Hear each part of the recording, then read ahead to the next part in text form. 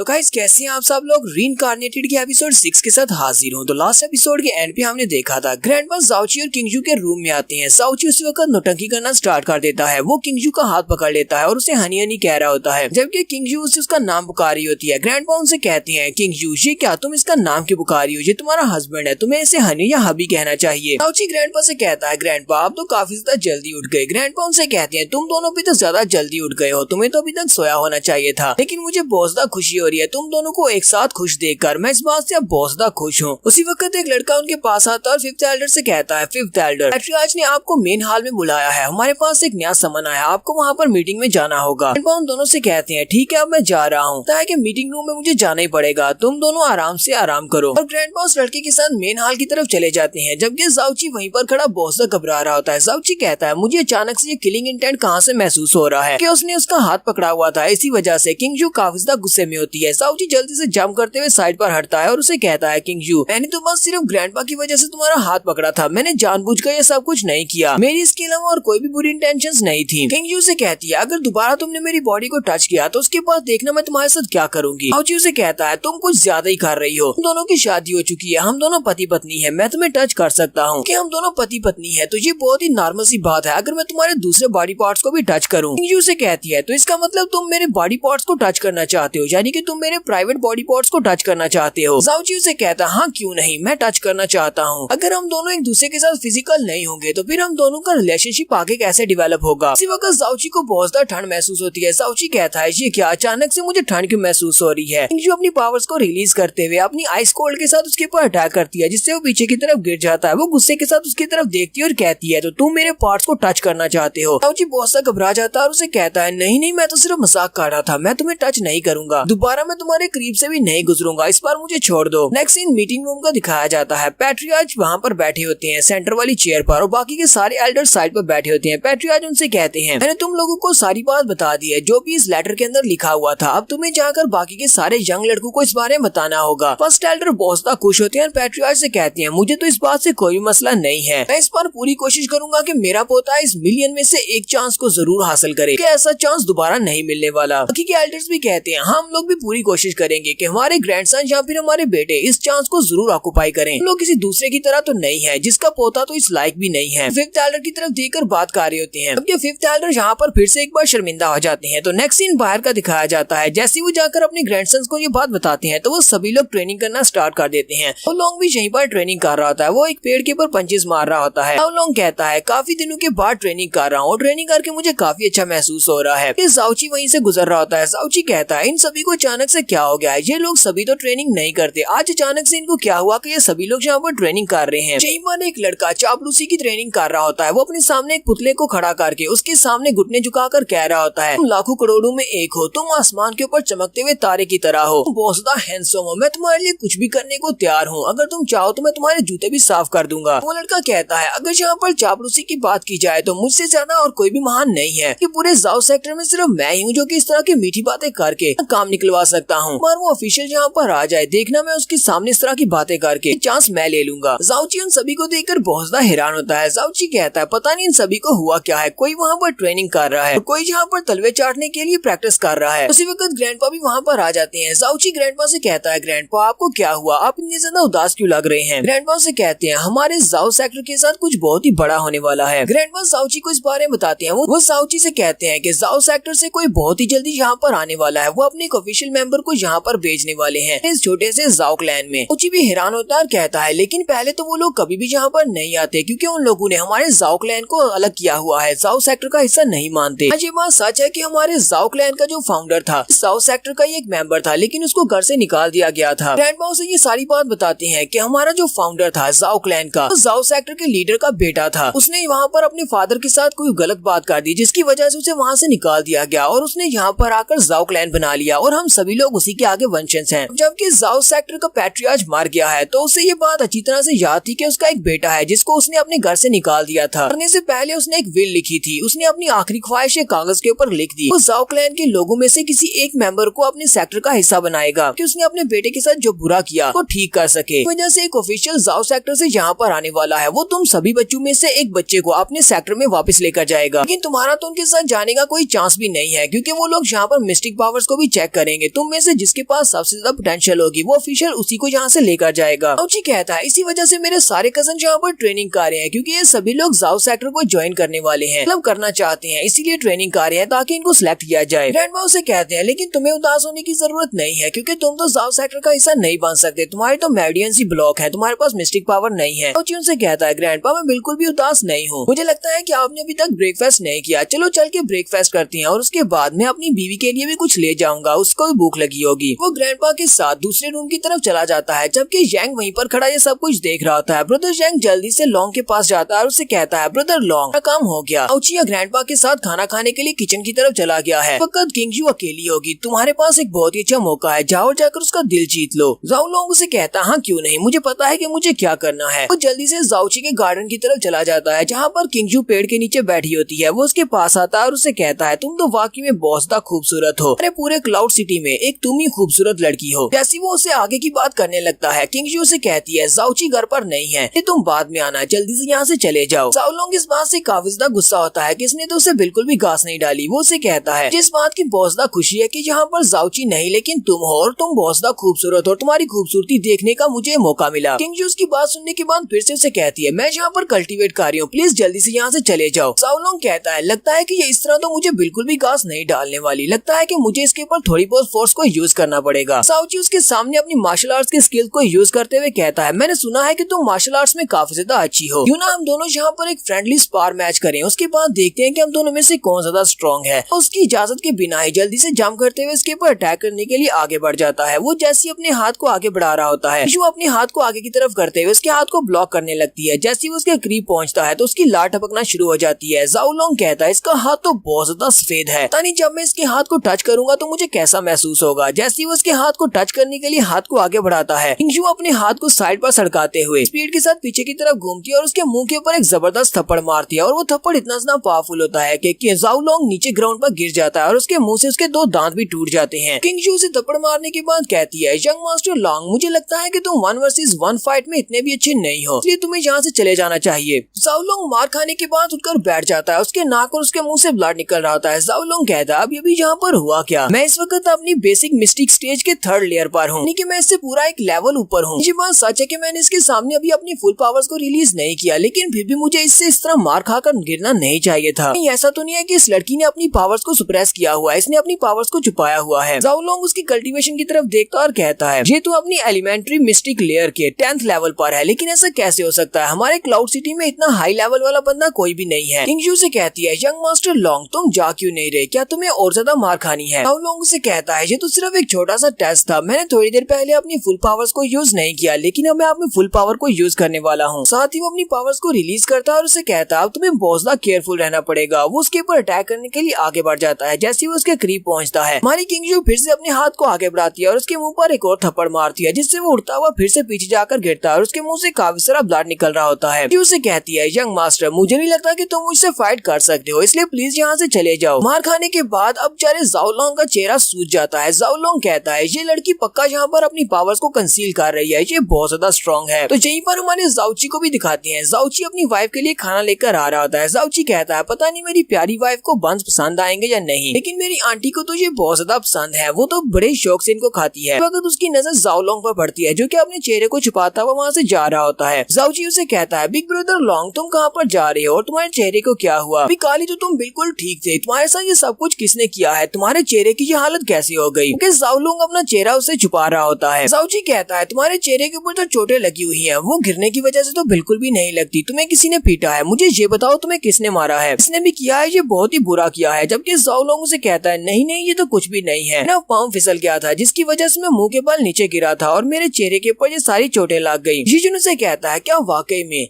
है कि brother long तुम काफी ज्यादा मेहनत करती हो, इसी वजह से तुम्हें ये चोटें लगी हैं। कहता है ठीक है ब्रदर तुम जाकर रेस्ट करो, अब मैं तुम्हें और ज्यादा परेशान नहीं करूंगा। उसके चले जाने के बाद हमारा जाओची सोच रहा होता है, को लगता है कि यहाँ पर मुझे बेवकूफ बना सकता है, ये सारी की सारी चोटें तो मेरी ही वाइफ की दी हुई है, मुझे लगता है कि मेरे यहाँ पर ना होने की वजह से ये उस मौके का फायदा उठाने के लिए वहाँ पर गया होगा। लेकिन शायद इसे ये नहीं पता कि मेरी बीवी बहुत ज्यादा जालिम है, मेरी वाइफ तो मुझे टच नहीं करने देती, तुम्हें क्या लगा था कि तुम जाकर उसको टच कर सकते हो। तो जाओची वहाँ पर आता है और दूर से चिल्लाकर अपनी वाइफ से कहता है हनी मैं वापस आ गया, मैं तुम्हारे लिए खाने को भी कुछ लेकर आया हूँ। किंगजू से कहती है थोड़ी देर पहले तुम्हारा बड़ा भाई यहाँ पर आया था जाओ लॉन्ग। किंगजू से कहता हाँ मुझे पता है, वो वहीं पर रास्ते से गुजर रहा था, मैंने उसकी खराब हालत देखी है। और यहीं पर हम लोग अपनी एपिसोड 6 का एंड करेंगे। हमारी अगली एपिसोड काफी ज्यादा मजेदार होने वाली है। एपिसोड 6 की एक्सप्लेनेशन अच्छी लगी हो तो कमेंट करके जरूर बताइएगा। चैनल को सब्सक्राइब कर दे, वीडियो को लाइक और शेयर कर दे। शुक्रिया।